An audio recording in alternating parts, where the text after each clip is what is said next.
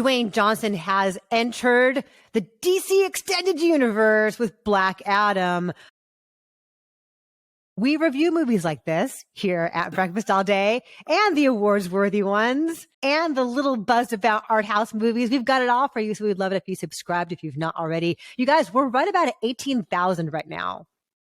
We're inching ever closer to my goal of 20,000 by the end of the year. I'm feeling really, really good about it. So have a look at that link down below. It says subscribe. Hit that little button, please. Alonso, my friend, on location in South Carolina. What is Black Adam about? Here we go.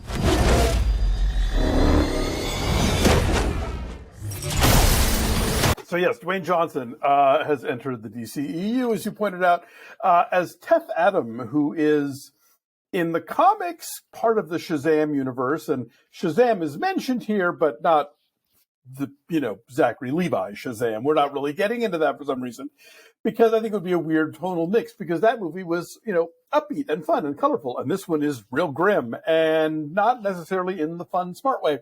But basically, there is an ancient kingdom called Kahndaq. Millennia ago, when they were under the oppression of a wizard king, a young rebel stood forth and was given powers by the same wizards who give Zachary Levi his powers in Shazam, and they create Black Adam. He is the champion of the people of Kahndaq, and legend has it that when he destroyed the castle of the evil king, that he too was disappeared into the rubble. Cut to the modern day, intergang, which is a thing in the comics. So stupid. Again, one of many things in this movie that would work better if they bothered to explain it. Intergang. Come on, everyone knows them. Yeah, so they've been occupying Kahndaq and are mining it for something called Eternium. And one plucky widowed archaeologist is trying to A, fight against them, and B, make sure that the crown from the Wizard King never falls into their hands. And in so doing, manages to revive Black Adam. He does not want to be a hero. He does not want to be the champion of Kahndaq, but they need one, and there he is. Meanwhile, his presence has attracted the attention of Amanda Waller, who apparently, in addition to running the Suicide Squad, also sends people out to go take care of potential metahuman threats. The someone that she sends in this case is the Justice Society. If you don't read the comics, you don't know who they are either. And the movie never tells you, but they go. And it's Come on, the JSA. Come on.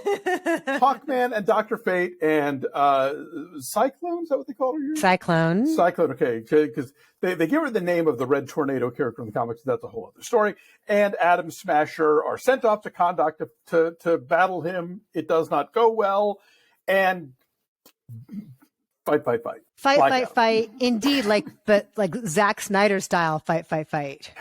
Yeah, this is really depressing because it's directed by Jaume Collet-Serra, and you and I are huge fans of his very goofy Liam Neeson movies. And The Shallows. And Orphan. He did Orphan. That's right. Oh, my God. Okay, so he's got to stop working with Dwayne Johnson. Because first, they did The Jungle Cruise, which is Dwayne Johnson at his most, irritatingly self-aware cutesy. Mm-hmm. And now they're doing Black Adam, which is Dwayne Johnson at his most, stern and stolid. And the best Dwayne Johnson lies between those two extremes. Yeah, this movie throws a gajillion characters at you in the hopes that you'll care about any of them. The action scenes are not particularly exciting. The effects are ugly. Mm-hmm. And overall, this just feels like a giant missed opportunity.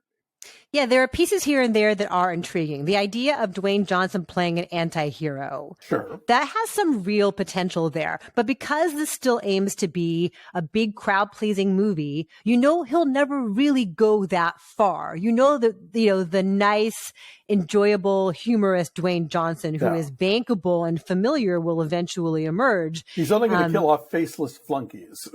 No, the people who he kills are bad guys, right? Anonymous bad guys, throngs of bad guys. Yeah. The idea that, and this is the line that's in the trailer, heroes don't kill people. And he goes, well, I do. That's a really interesting idea, that he is willing to be that dark, and yet we will always end up loving him because of who this actor is. Bibbs pointed out on Twitter that in the DC cinematic universe, everybody has killed somebody at this point. Superman has killed people, and Batman and Wonder Woman. And it's not that much of a thing to make him stand out as it would be in the comics where they don't do that. Like Spider-Man doesn't kill people.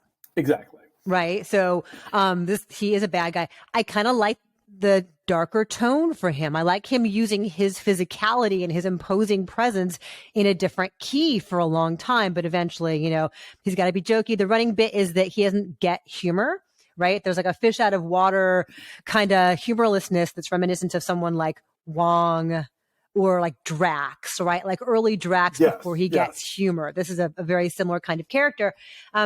And that's kind of funny here and there, but that tone is a different movie from the speed ramping, grainy, like ultra slow motion Zack Snyder style of action sequence, which I guess is just the DC in-house style at this point, right? Because they kind of all have some element of that depending on no matter who the director is. Yeah, but I mean, like, you have to remember, like, the DC house style has to somehow incorporate Shazam and Wonder Woman alongside Justice League and this. So it's like, it's kind of all over the map, and I'd be more willing to forgive that kind of visual sludge if I felt like this movie wasn't just like throwing things at the wall. Like, as a friend of mine on Facebook said, if you had told kid me that one day the Justice Society would be in a movie and I would yawn at it, like, the Justice Society is awesome. They've been around since before the Justice League. They go back to like World War II. They have a lot of, and they've had some really fun modern incarnations.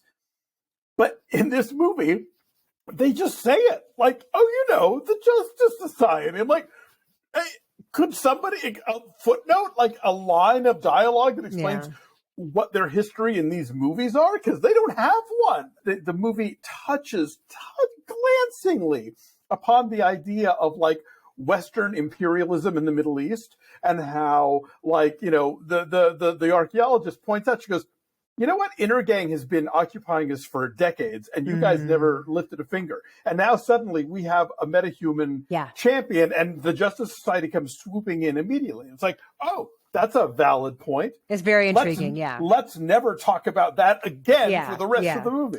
Sarah Shahi is good. Yeah. Intergang just yes, she is. I love her. Intergang just disappears at one point. And the actors playing them are like Aldis Hodge, Pierce Brosnan, the Justice Society, yes, and and they individually, Centineo, and then Quintessa, Swindell, they are good, but they get to just be like a swirly mix of colors, and that's about it. You're never really quite sure what Cyclone can do, and then that character and Noah Centineo have, the beginnings of a cutesy little flirtatious banter. That's a whole other thing. Oh. And then Aldis Hodge and Pierce Brosnan have a really lovely chemistry. Like, you feel like they're old friends. They have seen things together, but there's like pieces here and there that have potential that never fully get explored because ultimately it's all about the giant spectacle. Of course. And about Dwayne Johnson ultimately too. But I felt like there was a marketing meeting where there was like, okay, well, Noah Centineo will bring in like the young girls, and then Pierce Brosnan will bring in the older crowd, and then for the tweens we'll throw in the like wisecracking skateboarding kid, and it's just none of it pieces together. He's pretty good. Bodhi Sabongui is his name. Yeah. He has a likable presence about him. I guess we need to mention that there is a mid-credit scene.